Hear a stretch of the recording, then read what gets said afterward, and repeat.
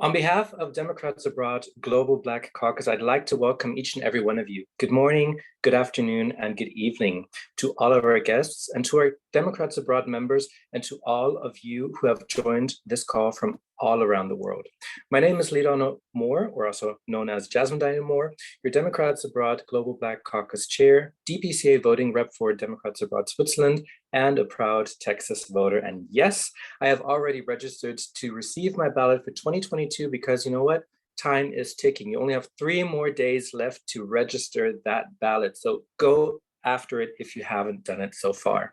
Our democracy is counting on you. It really, really is. So welcome to today's session on the topic of why Black votes matter. With our distinguished guests, author, coach, and speaker, Bashea Williams, and our Democrats Abroad Germany GOTV coordinator, Teresa Williams. For those of you who aren't familiar with us, Democrats Abroad is the largest organization of United States citizens outside of the United States, and we are also an official arm of the Democratic Party. It's our mission to provide Americans abroad a voice in our government and elect Democratic candidates by mobilizing the overseas vote. There's so much at stake this year. 34 US Senate seats, all 435 US representative seats, 46 state legislators, and 36 state governorships are up for grabs in November 2022. Offices where the decisions that impact your and your family's life, day-to-day lives are made.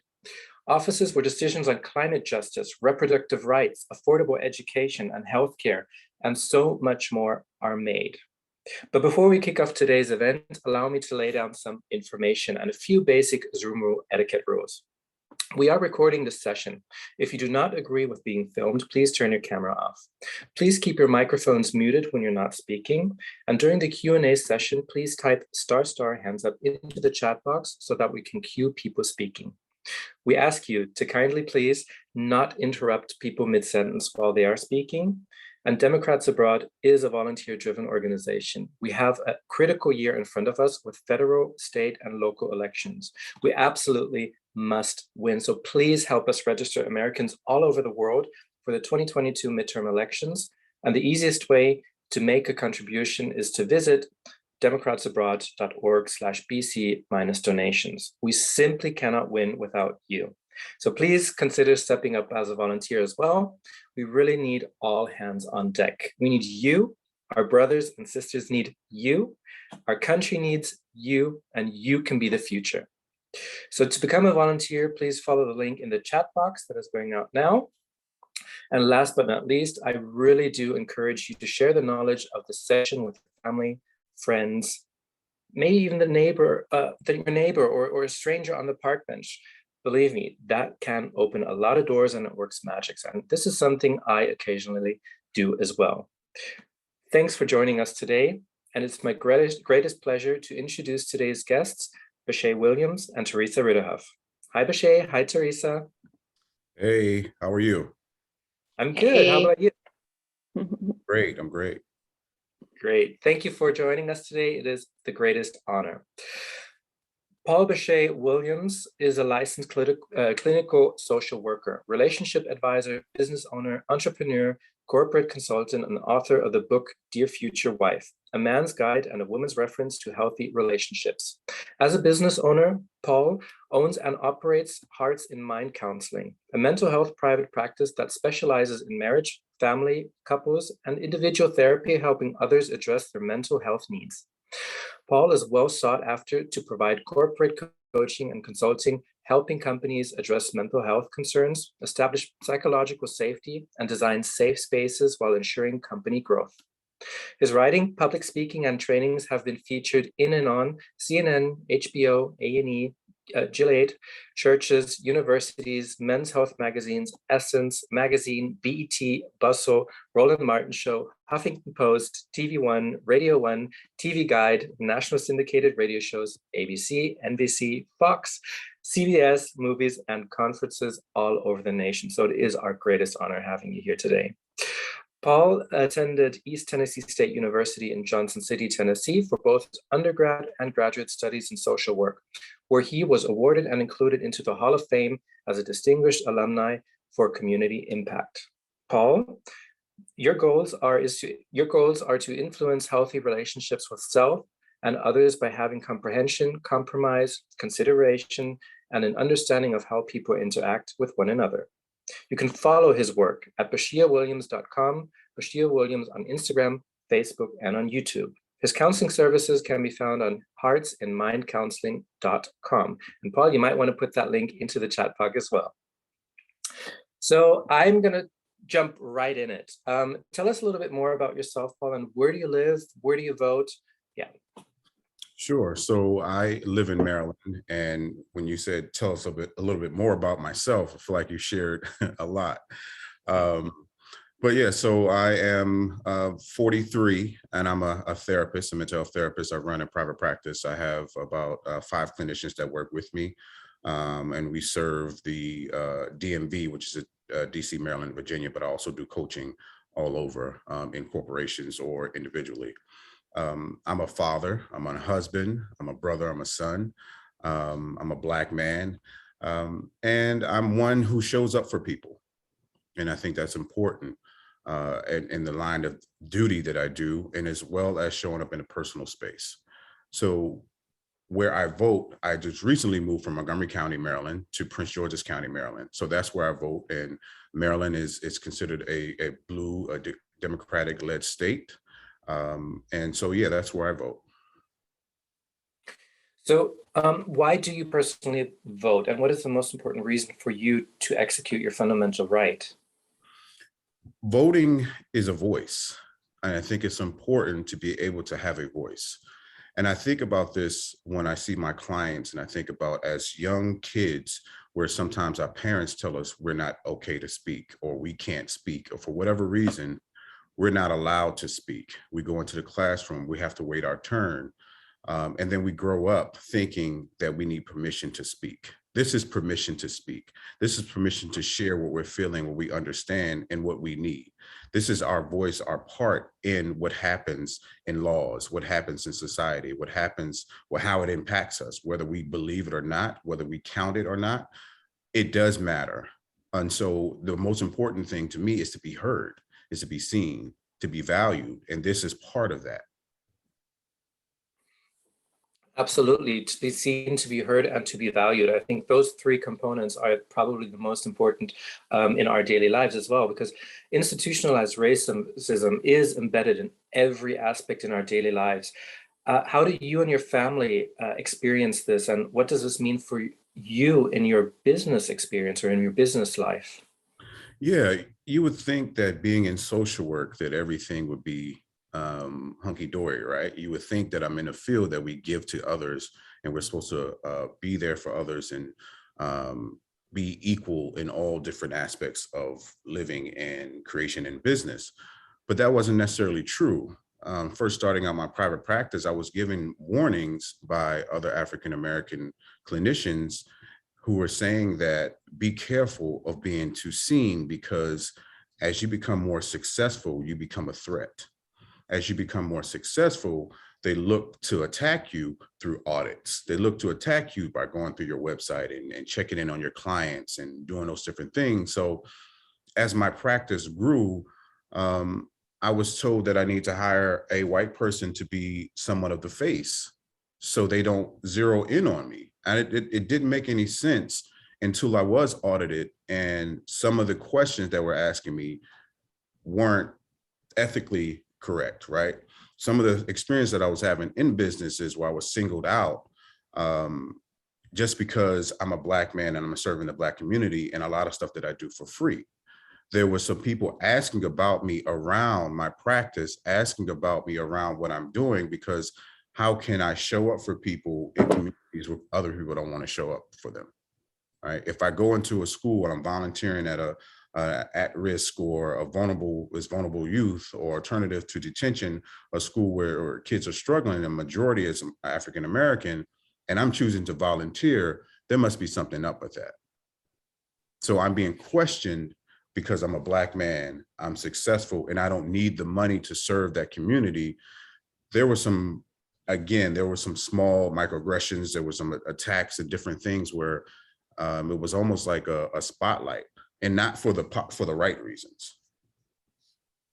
So how do you overcome that in your daily life? I mean, at a certain point in time, I don't know if you feel the same way than I do, but sometimes you just get tired of this. How do you overcome that? What would you suggest to other people who might be in a similar situation than you to do? Well, for me, what I was trying to do was more important than what somebody else was trying to do to me. So as I'm feeling that, I know what my ultimate goal is. I know I can find reprieve. Reprieve is in community, right? And so I know if I'm serving the people who need it the most, then at some point I can get what I need in other aspects of my life. Like I can go and get with my family and replenish. You know, I'd always talk about self-care, how important it is. I have a self-care Monday. So if I'm attacked all week, I know on Monday is the day that I get to replenish myself. I don't work on Mondays. My phone is on do not disturb on Monday. So that's my self-care. That's my replenishing. I listen to music. I like to go and smell candles or exercise or just go for a ride or go for a walk or whatever that is. I give myself what I need on that day. So on that day, no one can take anything from me. So how do I empower myself in those moments when somebody's trying to take my power away from me? Yeah. How do you think we can empower people of color to really go out and execute their fundamental right to vote when they're already feeling beaten down, not heard, not seen, and not acknowledged? I think some education is important, right? First, finding out why. Why is this happening? There's a reason why they're trying to take away our vote. There's a threat there. So when there's a threat there, exercise your power. And I think sometimes we think, well, my vote doesn't matter. It's just one vote. But you're telling yourself that you don't matter. You're telling yourself that your voice doesn't matter. You're telling yourself that you're not valuable. Anytime you tell yourself or you tell anyone, well, it doesn't really count. My one vote doesn't matter. So telling them how important it is and encouraging and empowering it is just to be able to speak. Because this is your voice again. So voting is your voice. And that is also a voice that many forebears and trailbearers put a lot of blood, sweat, and tears into it. And I this is really just my personal opinion is if I don't execute my right to vote and my voice as well, I would treat them with disrespect somewhat. Do you see that the same way? Yeah, absolutely. Absolutely. If somebody has worked hard for you or endured so much to be able to because again, the things that we're doing now is not just impacting us, it's impacting the generation that's coming up under us. And so we're setting a standard. And so we talk about generational wealth. We're talking about generational health. We're talking about generational vote. We're talking about a voice. So when I say I'm not going to do this, I'm letting those down who fought for me, who endured so much, Yeah. as you said. Yeah. Absolutely. So have you in any shape or form have been exposed to voter suppression, or do you know any other horrid examples that maybe clients or friends or family members have told you before in other parts of the US? Personally, I haven't, but I do know of some people who have shown up to the polls and for some reason they didn't get a letter that says they're supposed to vote somewhere else. And or showing up to the polls and they have to wait 2 and 3 hours or 4 hours, long lines, and all of a sudden the machines aren't working. So I've heard those stories when I used to live in Montgomery County, and for whatever reason that happened. Of course, they still got a chance to vote, but they did experience that. But I personally have not experienced it. Okay. So circling back into your business life as being a successful Black entrepreneur, is it in somewhat comparison to other people of color easier for you as an as a very successful person, easier to execute your vote in comparison to others that might, do 4 or 5 jobs a day, might have other difficulties in getting to the polls, for example? Yeah. Absolutely, I'm Do you think sure. there's And I even think when I was first starting my business, or when I had clients, maybe I had 10 clients that day, like how tired I was to get to where I needed to vote. right? So I can only imagine, and from personal experience as well, is that if I'm working 4 or 5 jobs, how much energy do I have to go wait at the polls, right? What do I have access to? I need to get, if I don't have a car, how do I get there? If I don't have money, how do I get there? So there's so many different things that happen. And yes, allowing and having a level of success or a level of in business creates things for me to be able to be easily accessible. But I understand that that's not everybody's life. So it definitely does, because I can say, hey, I'm not going to see clients today because I'm going to go vote. But I don't know if everybody can't do that. Yeah. Speaking of your clients or your patients, working as a mental counselor, have your patients expressed concerns about their mental health due to lack of Black representation, injustice, racism, or even feeling suppressed on voting rights? And if so, what would you advise a person like that? Yes, so I work with a lot of, when I say I work in corporate, so I have a lot of corporate clients who are African-American, very successful, who experience some level of racism. So we talk about psychological safety in the workspace, right? So workplace racism. And we talk about how it's hard for them, how they feel they're successful in their position, but they feel minimized and demeaned at their job. So whether making a whole bunch of money, but having to go into the office where they're devalued, right? Where they're not treated as such, or they're not treated as equal, or they're not given the bonus, they're not given the raise, they're not given the next job up, the promotion, and someone else is brought in who doesn't have the experience that they have. And now the person, they're training the new person. And the reason why they didn't get it, because they're African American. And that's a culture in the business. And so they struggle with the imposter syndrome. Am I good enough? Do I know what I'm doing?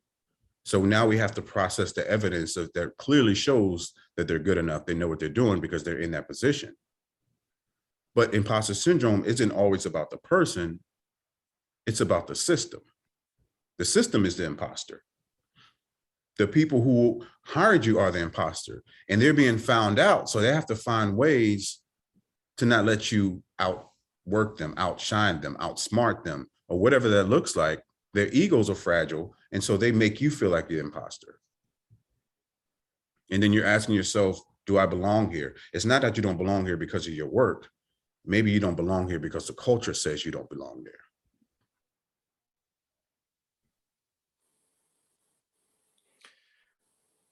So I'm just trying to search for a solution, how we all together can change this system that doesn't work.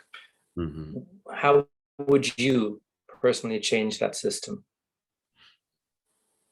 Having more conversations. And when I say psychological safety is creating that safe space within that organization, within that environment, where everybody has equal say, everybody is valued, everybody's voice is important, everybody's experience is important, right? And because your experience is different than mine doesn't mean that my experience is more important than yours. We can share that, we can have that conversation, and we have to take some of that fear out, because again, when someone is being the bully and someone is being the controller, that's based out of fear. That's based out of insecurity. So maybe we need to talk about the fear and insecurities, that what you're afraid of, but what's going to happen if we meet at the same space, if we're equal. So having that conversation just in general, I need to be able to have a voice, you need to be able to have a voice, and we both deserve to be here.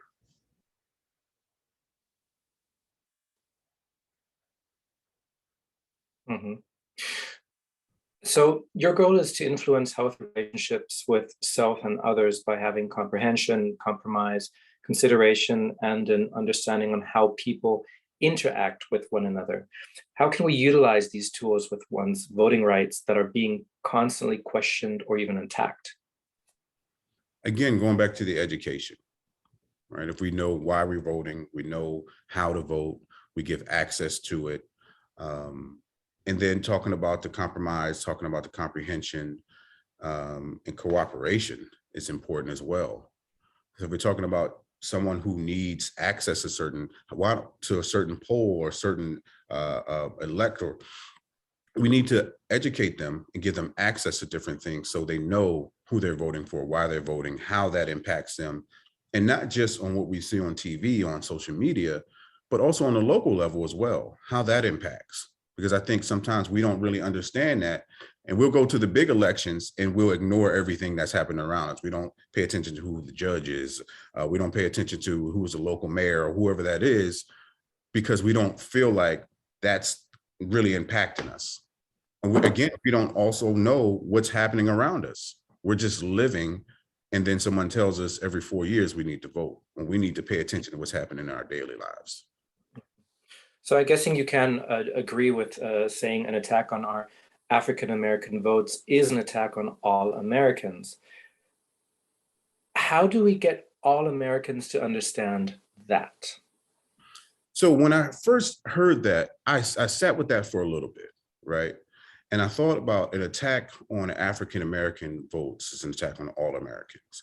And initially I said an attack on African-American vote is an attack on the African-American vote. So let's stay there for a moment. And the reason why I say that, because we're not attacking ourselves. Something is attacking the African-American, and those who are attacking the African-American vote aren't being attacked. They're protecting. So while our vote matters and it impacts everything,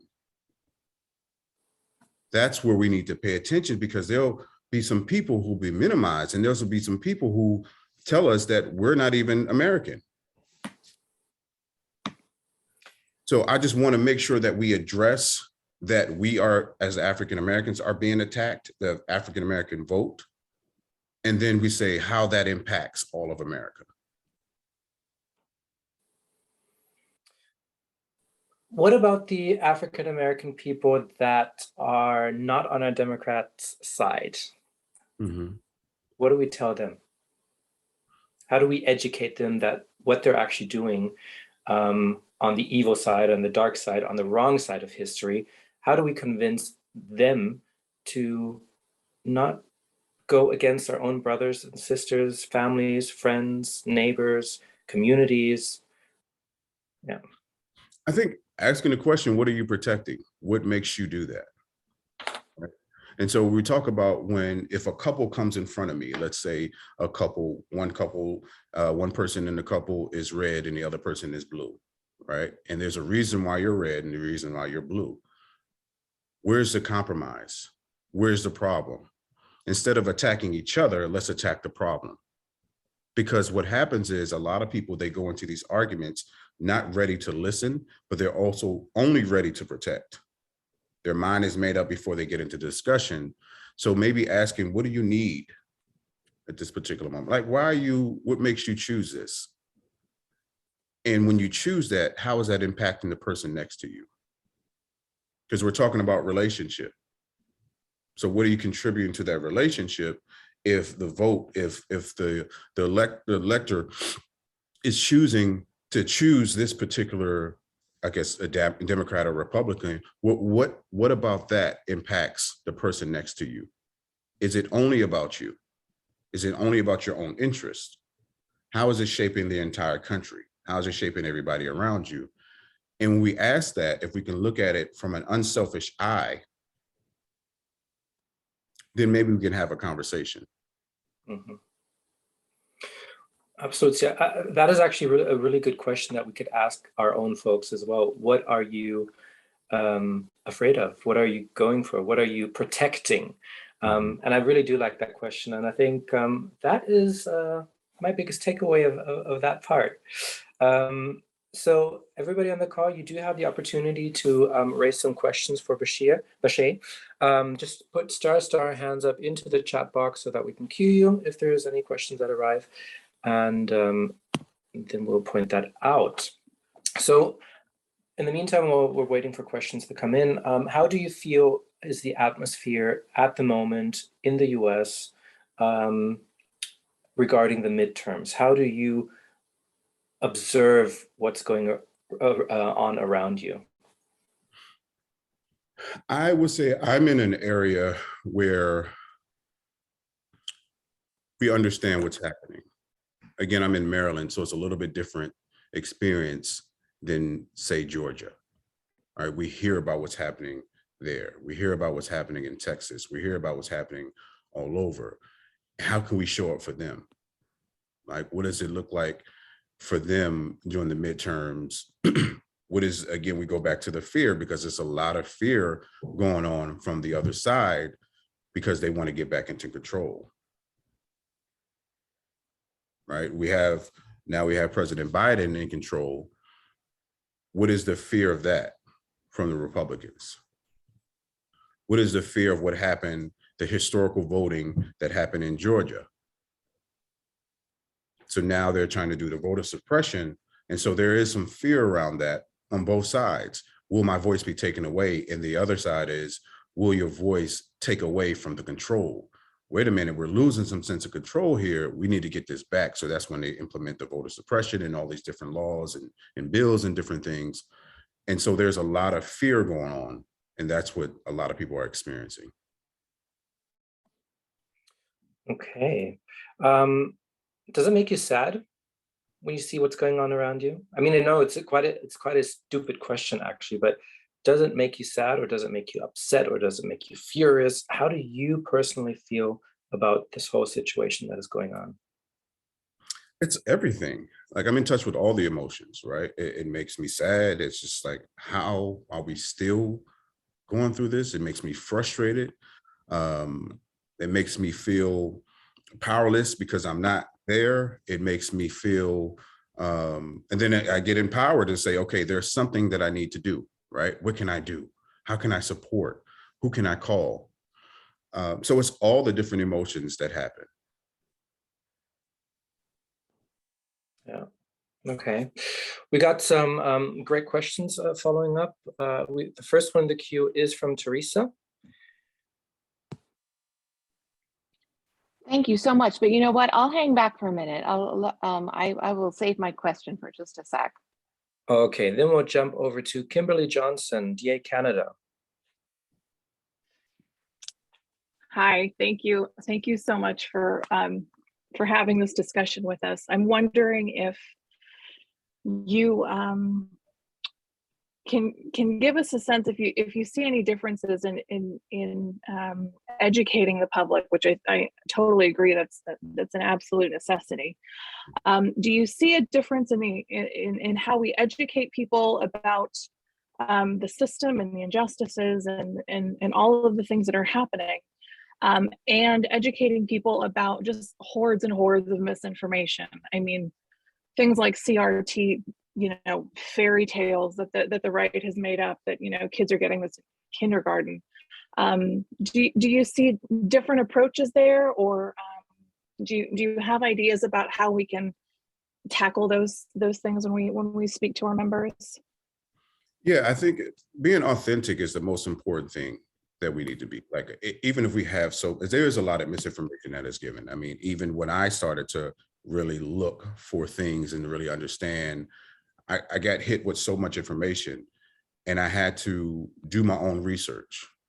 But in that process, it's a lot. It can be an overwhelming amount of information. Like, who is right? Where does it come from? Sometimes the wrong has a little bit of right in it. So, well, maybe they weren't wrong. And I think being able to have, again, both sides in the same room and having that conversation and identifying what is the purpose of this conversation. Is the purpose of this conversation to be right, to win, or is the purpose of the conversation to really comprehend and compromise and understand? You're actually bringing up a good point there, because it is very, very hard for some people to understand exactly that. And just recently, a few weeks ago, we had another event on the movie documentary Reunited Stage, where the topic is, how can we bridge the divide? So that people get together, talk with each other, comprehend each other, listen to each other. It might not bring other people to vote Democratic as well, but at least we can somewhat have a more peaceful kind of relationship amongst each other. Adrian Johnson from the Black Caucus in UK, you're having a question as well, and you're allowed to stay off camera. I know that. Yeah, thanks. I want everyone to enjoy this, and it's hair washing day, so yeah, I don't want to scare anyone. Thank you so much for joining us this afternoon, and I just have a question about, because I feel like people need to start on an individual basis. So we're talking about voting rights and how to move people as a group closer to one another. But I think because of all the fear mongering that's going on, and then just general apprehension that a lot of people are experiencing in day-to-day life, I'd like to ask, what advice do you typically give to people who are operating from a place of fear or shame?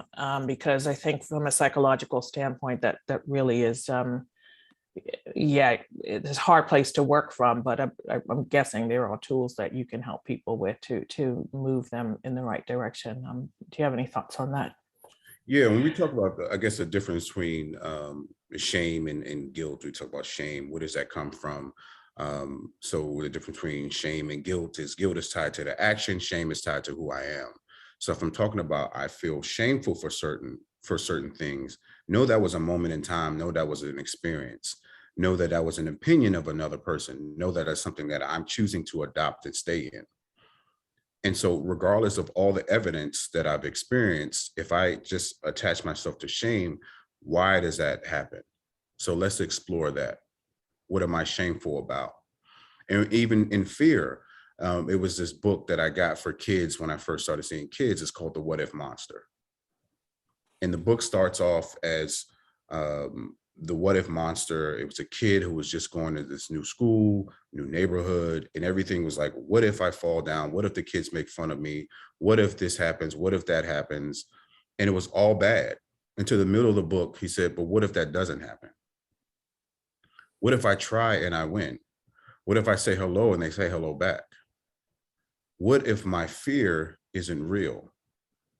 What if the thing, well, I won't say my fear isn't real, the thing that I'm expecting, anticipating to happen doesn't happen? So when we're talking about fear, where does that come from? What are you really afraid of? What opportunities do we have? So there's so many different things, of course, it's individually, but just overall identifying where the fear comes from.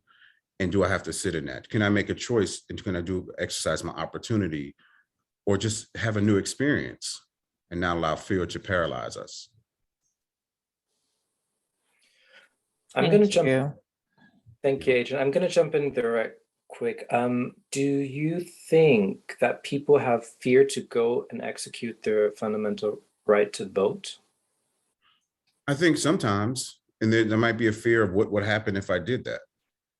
Just environmental fear. There's psychological fear, there's physical fear, spiritual fear, there's environmental, there's all those different things that I don't know what this is going to lead to. There might be, again, we talked about, what if my vote doesn't count? What if someone sees me voting for this when I know they're voting for something different? So there's so many different fears that we have, and it's all, it's all these things that play in these different voices that occur, these conversations that develop in our heads, when sometimes we have to take a deep breath and say, I'm doing it anyway. Fear can come with me. We can have a conversation on the way to the polls, but we're doing it. Fear can also be empowering. That's what I normally do. If I'm fearful of something or situation, I actually take up the energy, transform it into something positive, and say, okay, I might take fear as an awareness of the situation, but that drives me to do the right thing, or to take on action. Yeah. Bashea, thank you very, very much so far, and also great questions that we had. And we're having another Q&A part later on. But next up, we do have Teresa Ritterhoff from Democrats Abroad Germany as the GOTV coordinator. And I have had the greatest pleasure of working with Teresa during the 2020 election night on Swiss TV and during various GOTV Zoom events. And I'm always fired up by her knowledge and passion when it comes to getting out the vote. And it's always great having you with us on various different Zooms. Teresa Ritterhoff is the Democrats Abroad Germany Get Out the Vote coordinator for Democrats Abroad Germany and a founding member of DA's Wisconsinites Abroad. She holds a PhD in comparative literary studies from Northwestern University and teaches at the University of Applied Sciences in Mainz, Germany. Teresa lives in Wiesbaden with her husband, sons, and dog Loki, and all of whom are feminists. She votes in Illinois, and Teresa, the floor is yours. Thank you so much. It's always a pleasure to be here with you, Jazz. And yes, we are part of a very small minority who's appeared on Swiss television on election night. It's a great time. How many hours? 12 hours, I think. I think it was 12 hours. Yes. Got very exciting around 5 in the morning Swiss time when the results came in from Arizona. Actually, we can talk about that a little more in just a second. And I'm also really happy to be here today with you, Bashea. That was a wonderful talk. And I think you're going to hear a lot of echoes of the things that you said in what I'd like to present today. I'm just giving a little overview in sort of the spirit of what we've been discussing: empowering, encouraging, knowing that knowledge is power, voting is your voice. And I think many people on this call will be quite familiar with the basics of what to do to raise your voice from abroad. But I don't think it's something we can talk about too often as a culture, as a community, Democrats abroad. I know myself, when I hear people present on these topics, even though I think about them a lot, I almost always learn something new, and particularly something that I can take with me in discussions with others who maybe are not quite as steeped in these topics as we are. And I don't think that we've ever had a moment in which these conversations have been more important. They're always important, of course, but and we hear this every year, this is the most important election ever. I really think that our civic culture, we talk about it in terms of our democracy being in danger. I like to think about it in terms of our civic culture, meaning what's the framework in which we're having these conversations? Democracy is not just procedure, it's a culture surrounding it. It's having these conversations like today. And so I'm always so happy to have invitations like the one that Jazz extended today. So just to remind ourselves what is at our back, what gives us this right to vote from abroad. There are two major pieces of legislation, both federal pieces of legislation, the UOCAVA, Uniformed and Overseas Citizens Absentee Voting Act, and the MOVE, Military and Overseas Voters Empowerment Act that was passed during the Obama administration and gave us a few more rights and privileges. And one of the most important that we have as overseas voters is that all 50 states, all 50, are required to send us our ballots electronically or by email if requested. And we do encourage people to request that so that you can get your ballot in a timely fashion. So what I really want to focus on, my remarks, are this really crucial distinction between our federal rights and the state level. We could just go back one sec to that previous slide. Just this distinction that our rights as overseas voters are guaranteed at the federal level, and they give us the right to participate in federal elections. But all elections, when it comes down to it, and anyone who's voted from abroad knows this, are administered at the state level, right? All elections even federal elections are administered at the state level. So that has certain consequences for us as overseas voters. And let's look at some of those. Now we can go on. Just a quick refresher of our sort of basic civics. Again, the distinction here is between what we call top of the ticket and down ballot voting. And we've already discussed this a little bit today. This sort of, we only need to vote every 4 years, or when they're really important federal elections, such as Senate or Congress. Those are our federal elections, right? President, Vice President, and Congress. Senate. Voters from abroad often feel, for various reasons, that they don't need to participate in down ballot voting, meaning anything at the state level or below. So that includes governor. We have a number of very important governor's races this year. Our state legislators, our state houses, attorney general, secretary of state, treasurer, judges, very crucial, as also has already been mentioned today.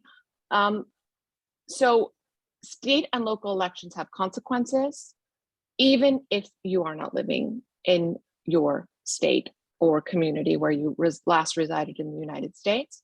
Clearly, the most direct result is who is sitting in our state houses, in our courts, who are the people filling these offices.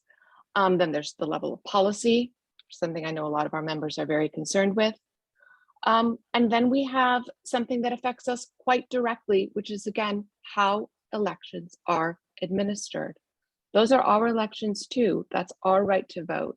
It runs through local and state authorities. So we should raise our voices there, even if we're not living there currently, because it's our voice that is being decided. And then finally, as I mentioned before, participating at this level has a really different effect on people's morale as citizens and has a direct effect on our civic culture and our democracy. We can go ahead to the next slide. I think if we look back to 2020, we often look back with pride, and we should. We won a really important victory, but let's not fool ourselves. These were headlines from November 2020. We did not only win. If you look down ballot, Democrats actually performed very poorly and way under expectations in 2020.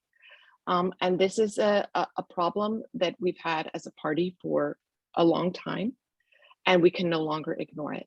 It's starting to have consequences also, and perhaps above all, on the elections themselves and the way they are run and administered. Go ahead to the next slide. So that's sort of the bad news. Wanted to throw in some good news. We can be the margin of victory, and we have been the margin of victory, and we were in 2020. I'm sure those of you who are on DA calls regularly have heard these numbers before. When we say we were the margin of victory, we are not kidding.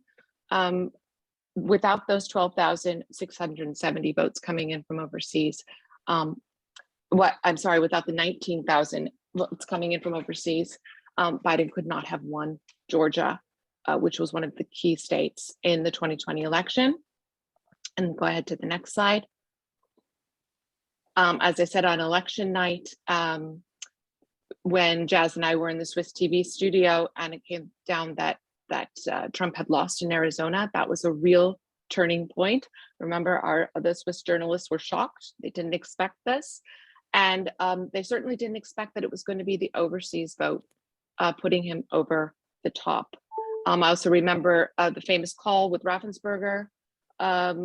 Trump himself was shocked that the overseas vote, he couldn't believe it, that the overseas vote did not go his way. We are often overlooked, but we can really make a huge difference. And this, of course, is at the federal level. When we look to down ballot races, you can go ahead to the next slide, Jess, we can make an even bigger difference because their elections are often decided by a mere handful of votes. So there's the good news, and I'm going to switch back to bad news mode for a second.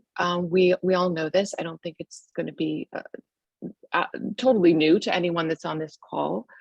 We know that we are seeing the greatest assault on voting rights in more than a generation. 440 bills introduced, only 34, I think it's more now actually, have passed in 19 states. We have never seen movement like this to basically to restrict and to remove the right to vote from overseas citizens. Katie, did you want to jump in here? No, I do not, Teresa. You're on a roll. Okay, Katie. We'll wait for the end and take some. I want to make it real in Arizona where I'm sitting, but go. Oh, awesome. Yeah, we'll look forward to that. No, you go ahead, Jazz. We can go to the next slide. So in addition, or I like to say on the other side of the same coin, we know about gerrymandering, redistricting, and election subversion. I prefer to use the term sabotage because that is what it is. It's interfering at a level where you're basically overturning results in favor of your own party or your own candidate. And these are things like we've seen in Georgia, where election boards are purged.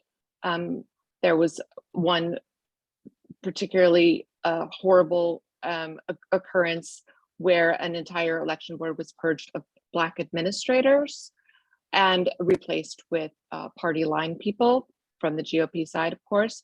Georgia and Arizona have removed powers that formerly adhere to the Secretary of State to administer elections. So even if we work hard to elect the right people to those offices, they won't have the same power. And we've seen Trump supporters installed in key positions in multiple states. These were positions that were formerly held to be nonpartisan.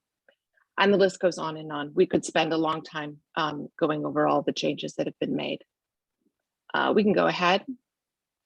So I left this slide up even though this federal legislation that was up, I think we've gone past it now, but the we all know we had the vote in the Senate in January to pass new federal legislation to right some of these wrongs, and because of the filibuster, we were not able to get it through. I just want to say this fight is not over, and I encourage all of you to familiarize yourself with what was in those bills and to continue to prod your representatives and your senators. There are other paths for getting this legislation, be it piecemeal. Some aspects may be able to be passed through processes like reconciliation. And this isn't over. We need federal protection for our right to vote. Echoing what Bashea has said, Senator Warnock, we also worked very hard to elect in Georgia, is one of the great champions of voting rights, and reminds us that our voice is our dignity. We cannot allow it to be silenced. So switching gears a little bit, these are some of the key federal races that all voters from abroad can participate in. If these are your states, all states are going to have federal elections this year that are important and crucial. So no matter what state you vote in, make sure you are at least participating at the federal level, as is your right. And then we're going to go and just look at a couple of the key state races. And this is where down ballot voting comes in. To vote for governor, to vote for lieutenant governor, secretary of state, attorney general, or judges, and hundreds more. You can also look to get a municipal ballot, vote for mayor, school board, sometimes all the way down to dog catcher. Now, how do you do that as a voter from abroad? Not everybody is familiar with the process, although it really follows the same line as getting your federal ballot. Start at votefromabroad.org, or you can go to fvap.org, we recommend votefromabroad.org tends to be more up to date and has a simpler process, among other advantages. And then we can go ahead to the next. And these email addresses, please feel free to contact us if you need any help. So what are you doing when you get to the website? You are sending in your FPCA, which is kind of a historical relic of a name. The federal postcard application is no longer an actual postcard. What it is your ballot request form, and that is why it needs to be sent in every year, even if you are already registered to vote in your state.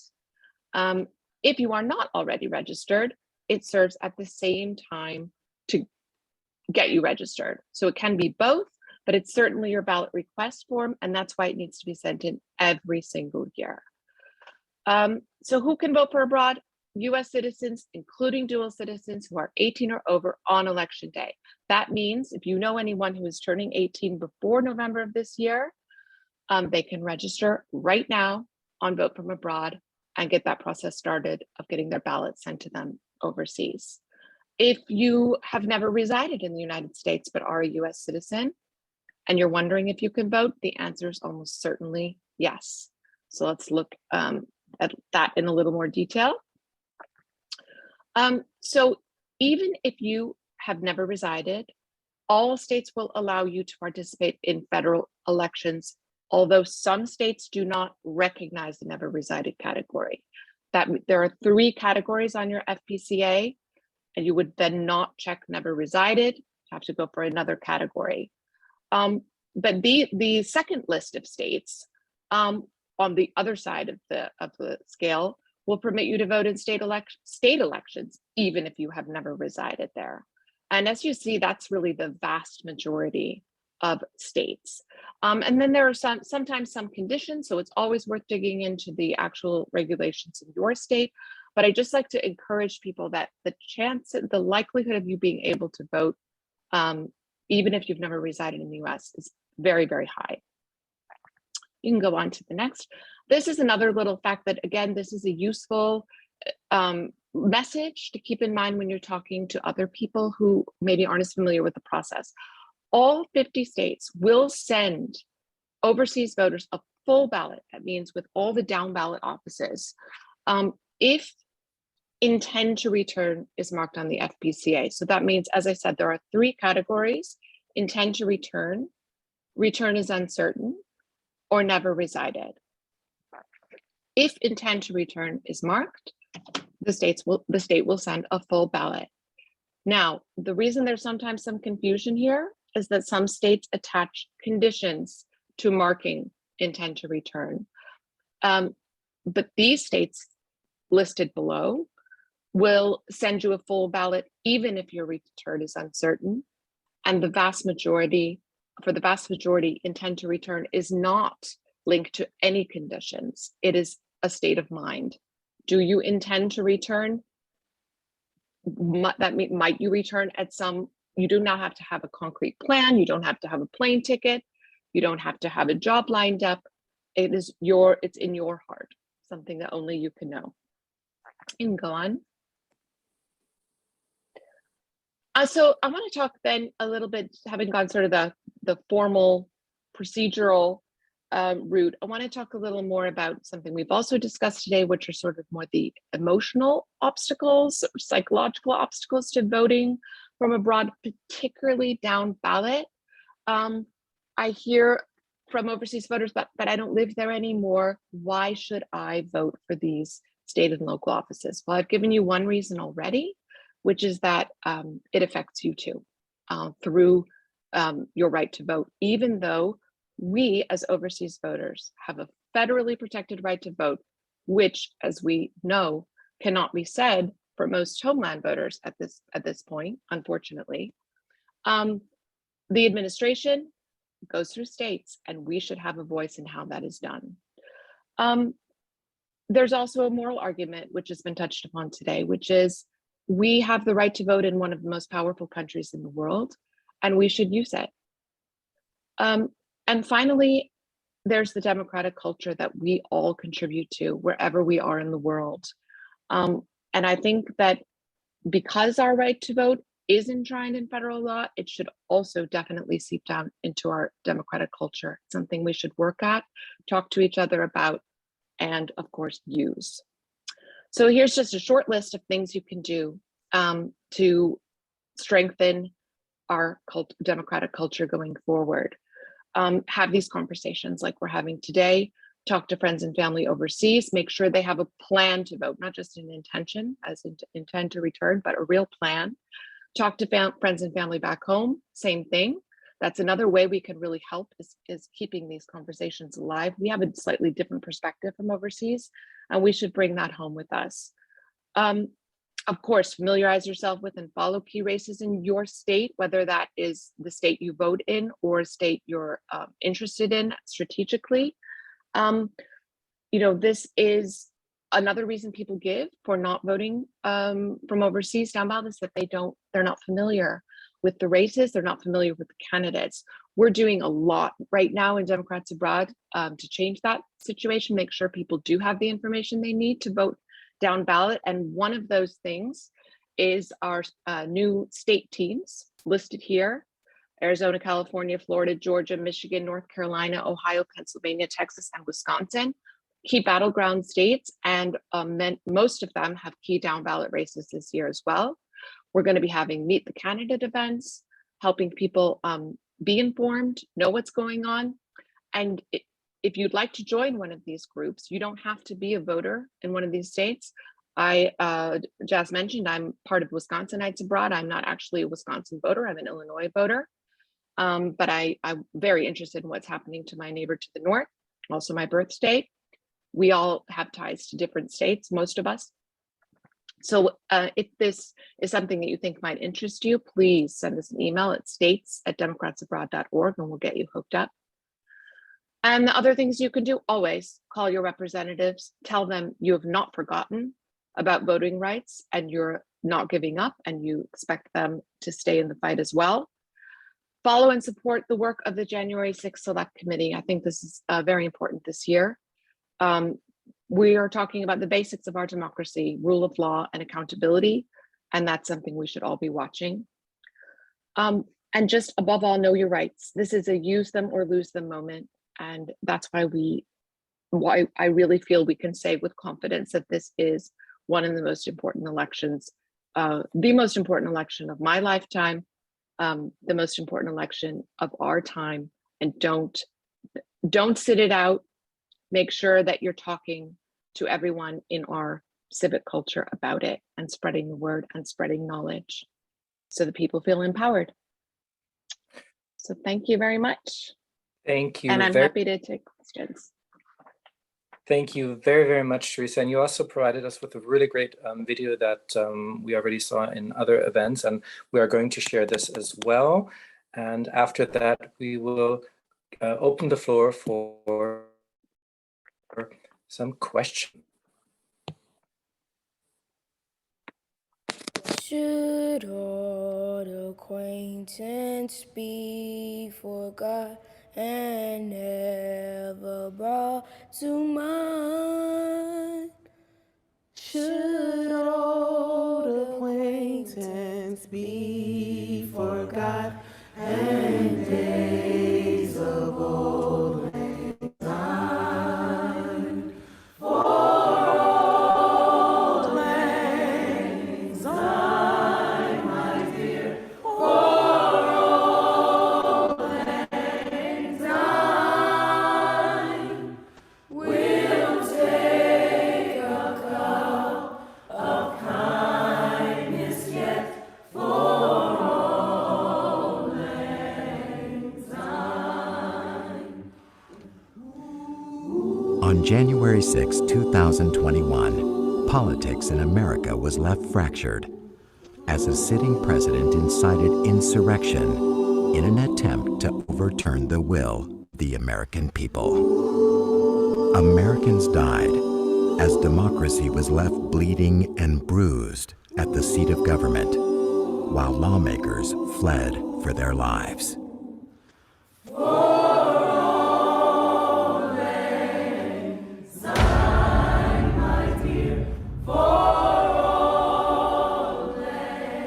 Sign.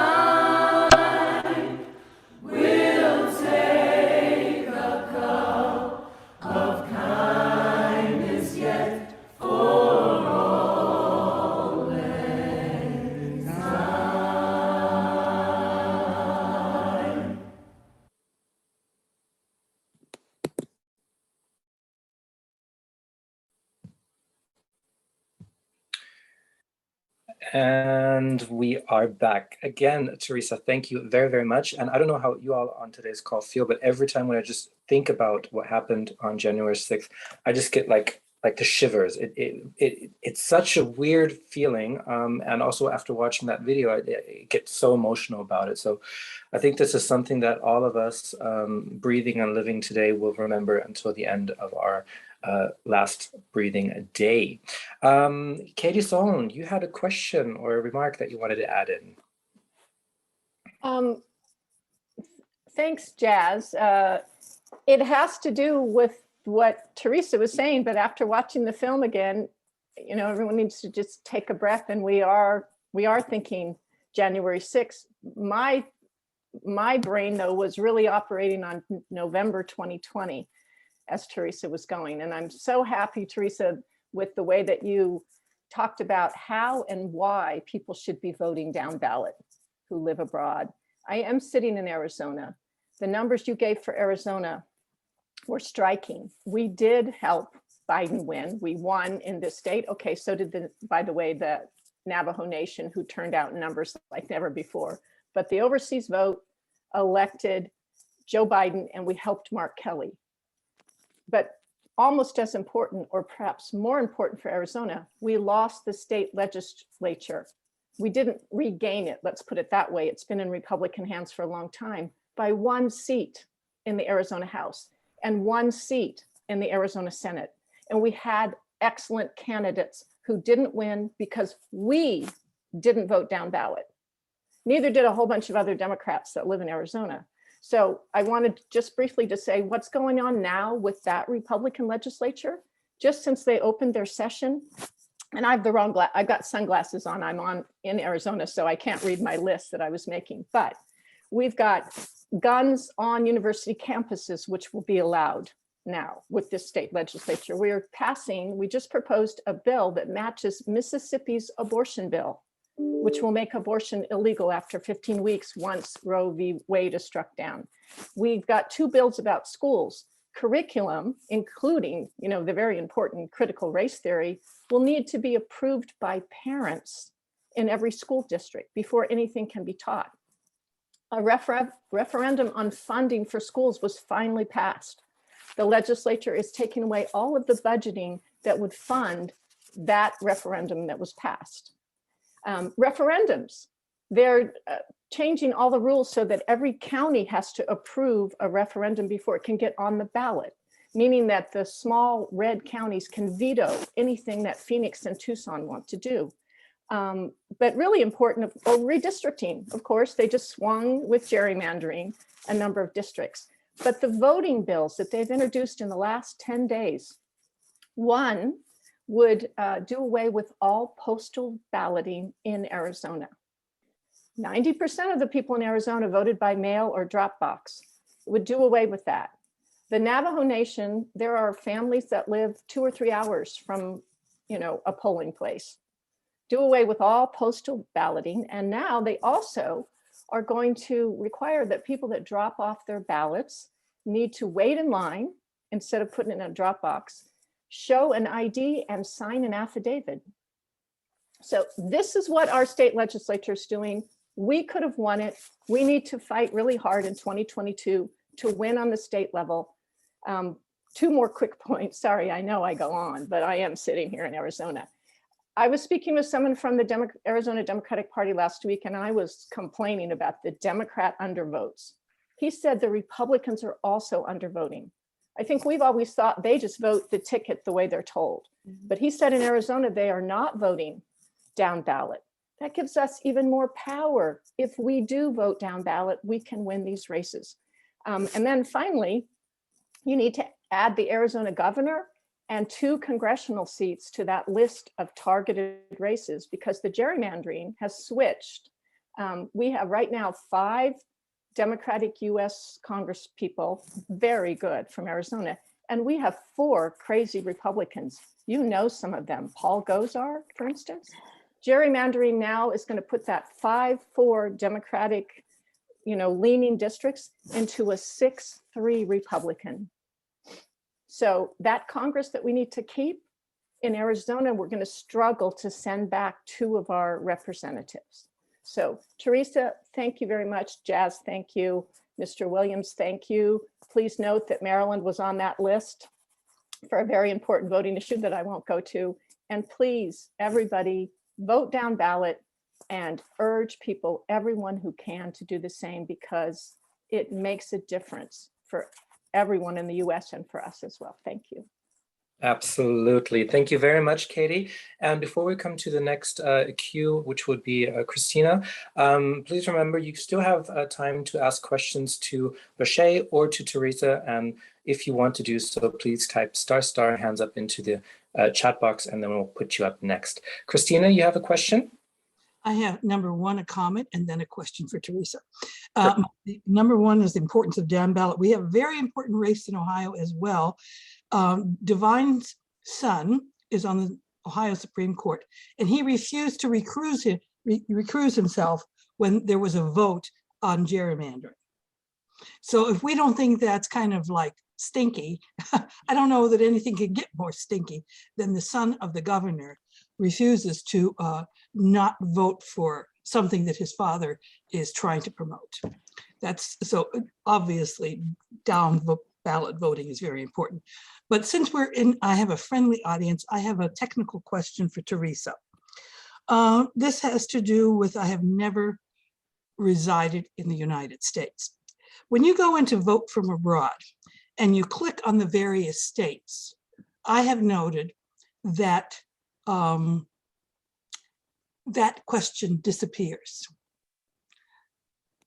I don't know if other people have noticed it. I have. So, and are we to promote that? Because it's a little, yeah, that's my question. Are we to let people know that that actually, it disappears if you put in that state? So in Pennsylvania, it disappears. In Ohio, it doesn't disappear.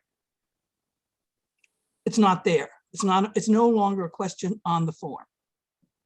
Good. Yeah.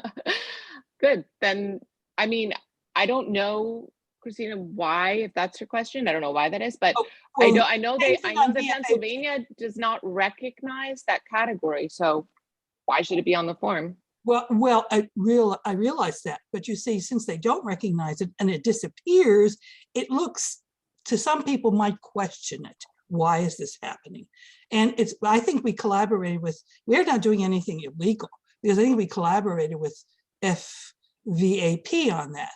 But I see Katie wants to jump in here on my comment, because I think it's an interesting one. And I had planned to show it to people actually in an event, that this is what happens if you say you're from Pennsylvania, this is what happens if you say you're from Ohio. But is this really kosher to point it out, is my question. Kosher to point it out. I mean, I think, Katie, do you want to take a crack at it? Go ahead. Yeah, of course I do. Christine, it's intentional. For those 13 states, vote from abroad is not asking the question, but we are following the lead of the Federal Voting Assistance Program. And their website also drops the question. I said that. It used to. I'm not sure that it still does. And they have for many years. The first time I did training with them was 2004.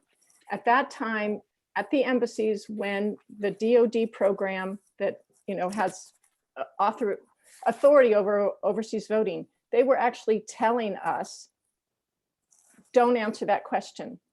Right. Just register to vote at your parents' address if you're born abroad, and see if they put you on the voter rolls. Just leave it blank. Don't bring that to the attention of voting officials in your state. Don't add that to number 6, that other information. Oh, I've never lived there. Just go ahead and register, try to get it done. So that's been their policy for 20 years. And it's ours as well. We are actually, urging people to not answer that question. Okay. Because of this conflict between the federal and state right to vote. You have a right to vote as a US citizen, but this state is stopping you from exercising that right. And that's another reason not to use the state ballot. What you No, mean it's not to not. Yeah. register as an On the state overseas ballot, yeah. voter, not to, that is a very important point. You don't, as an overseas voter, register for an absentee ballot, a domestic absentee ballot, because you won't get the protections that we enjoy as overseas voters unless you register with the FPCA. Right. That's right. I mean, yeah. Is that your question, Christine, or was she asking Teresa whether people No, should I just wondered not how try to kosher- get the full ballot if they're in that No, I was position? just asking how kosher it was to point this out, because it always looked to me like it's a little bit like, you know, we're trying to, I can't fool the state. Yeah, it's interesting, Christine, and this question comes up a lot around the issue of intent to return, which I touched upon. That people get nervous and That's fishier though, because I don't think it is fishy. I think it makes people feel uncomfortable. I don't think it should. It looks like they're trying to catch you out or something, but I would reverse it. I think saying your return is uncertain, if you at all have any intention, maybe perhaps of returning, could be construed as less honest. So Yeah. I would go with intent to return every time, unless you have a really, really, really good reason not to, and I can't think of one offhand. I don't find that controversial at all, because intent is ambiguous. Yes, but some people do. So it's an important talking point, and one I think, we talk about today in hopes people go out and have these conversations with others, because it seems like a trick question, right? Uncertain intent, what is this? Yeah, go ahead, Katie. Just to add to that is, you have the right to return. Mm-hmm. And by checking that box that says you don't think you're going to, you are inhibiting your own rights in another area, which is voting. Yes. So even if you think you live in Norway forever because your family is there and whatever, and your roots, you may decide to do something different for some other reason in a week and a month or a year. You have the right to go back. And by checking that you, at this moment in time, don't maybe plan to, you're curtailing your own rights in other areas. You're not curtailing your obligations as a US citizen. That's right. You're curtailing your rights. So I've checked it for almost 40 years because I have the right to come back whenever I want to. That's right. And that's what we want to do, is encourage people to exercise their rights. And in a similar vein, let's just get this out here as well. Some people will get the full ballot sent to them and then not vote it because they are afraid that if they vote down ballot, it will send some kind of message about their intent to return or their residency, their domicile, something of that nature. That you are really only disenfranchising yourself.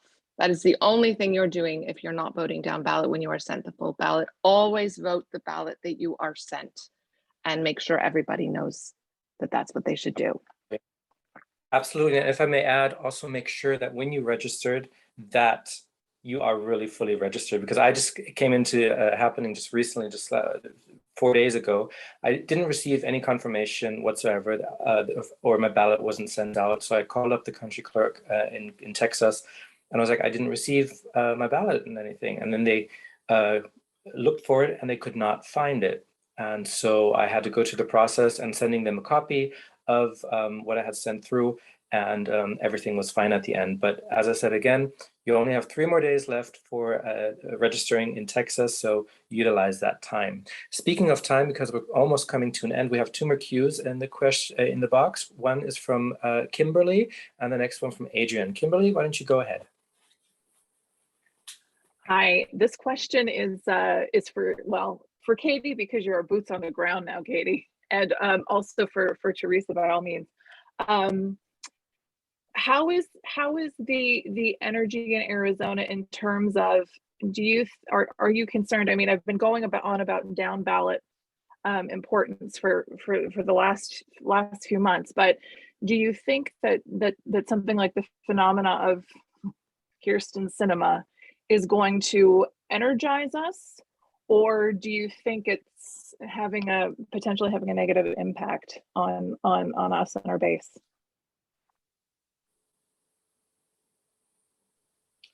Teresa, do you want to answer that, or am I going to answer it since I'm in cinema land? I think you're, as being in cinema land, we'd like to hear from the boots on the ground on this one.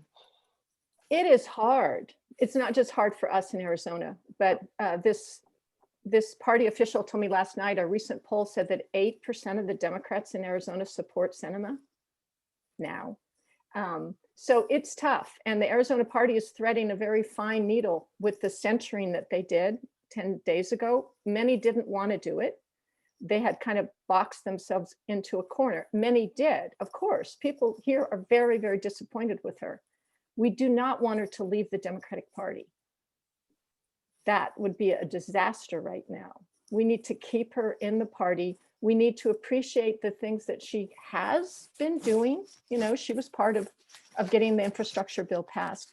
But mostly, we need to try to move her off the screen and celebrate Mark Kelly. Yeah. He's up for re-election. He's in good shape, but you know anything can happen.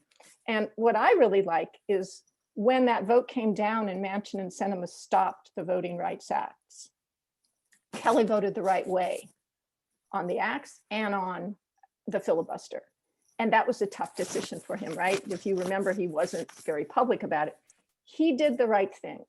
We need to try to shift focus away from Sinema to Kelly, because he's the one who's up, and then to the fantastic state and local candidates we have and our Congress people. So I think that's what people are trying to do in Arizona, but for sure they're not happy with her. On the other hand, she doesn't seem to be, she doesn't seem to be paying attention to anyone, but there also are a lot of people that don't care about some of the issues that are controversial here in Arizona.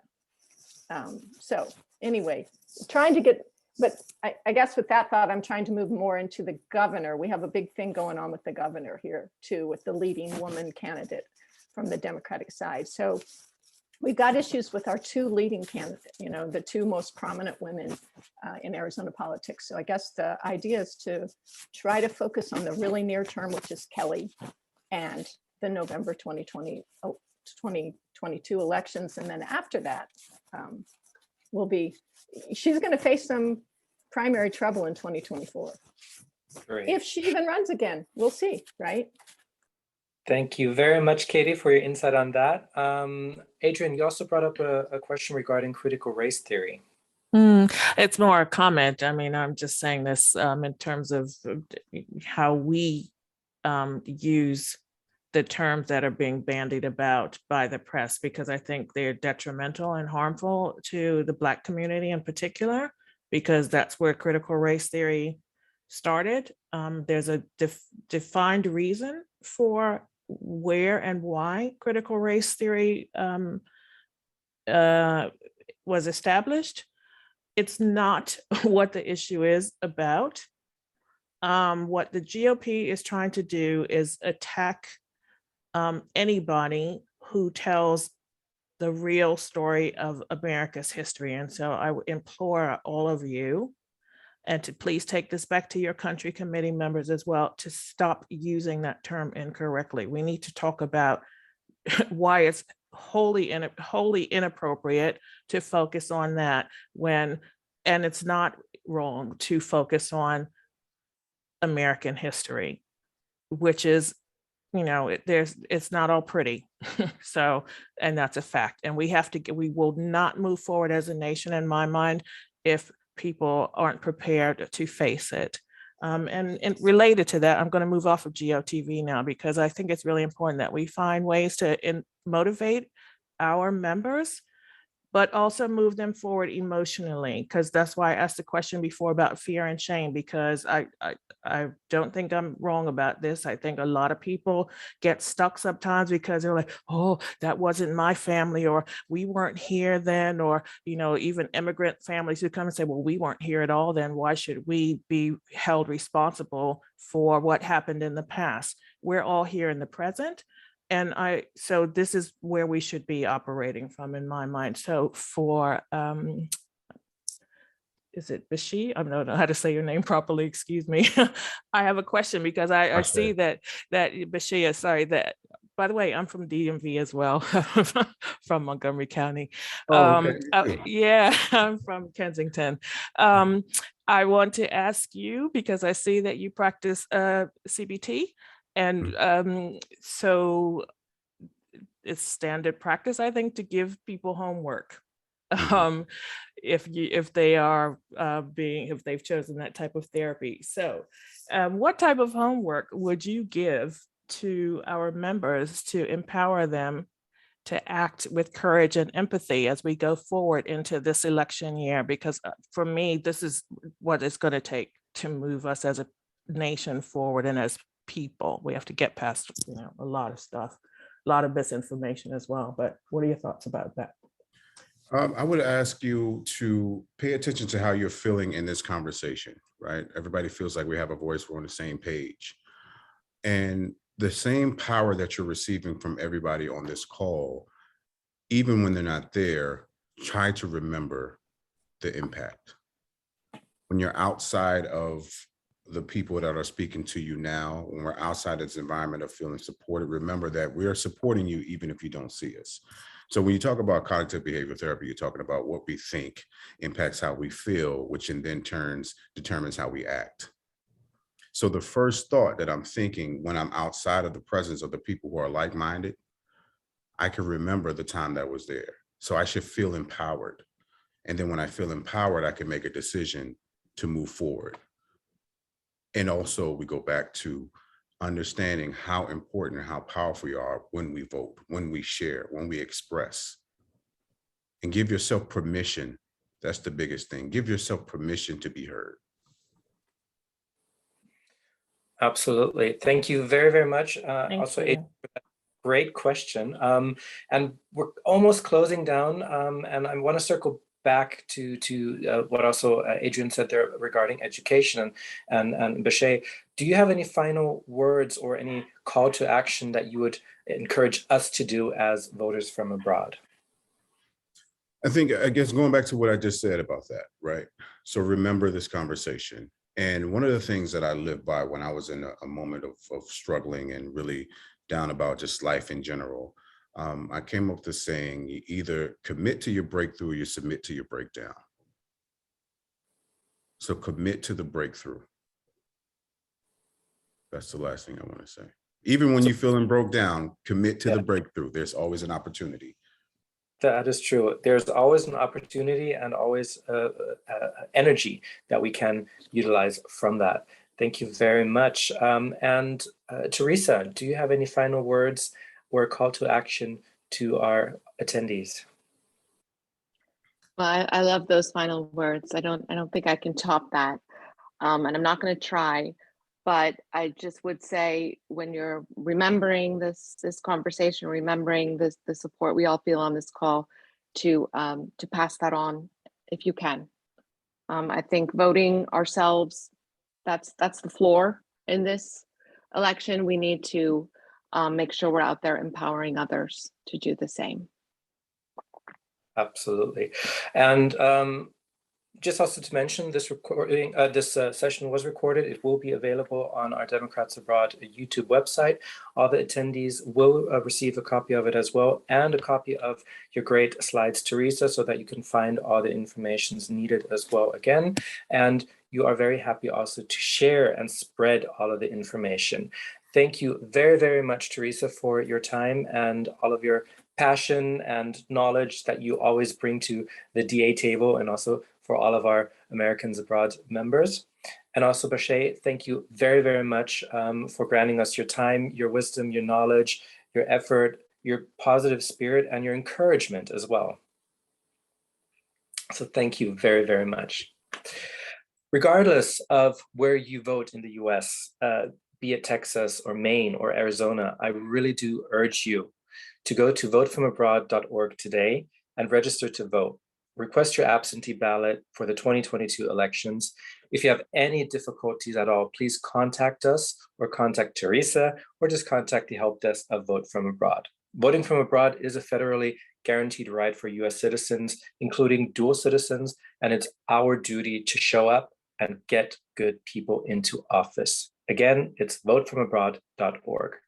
At Democrats Abroad, we've set out to bring the elections and the issues closer to you so that you know who and what is in and on the ballot, and so that lawmakers stateside know about issues unique to you and their overseas voters. I'd like to give a big shout out and thank you to our panelists again, Bashea Williams and Teresa Ritterhoff, and to all of our great volunteers, both behind the camera and behind the scenes, because yes, this is a volunteer-driven organization. And if you like to join our efforts, please consider stepping up as a volunteer. There are many, many different ways you can become active, even in the background, and we really need all hands on deck this year.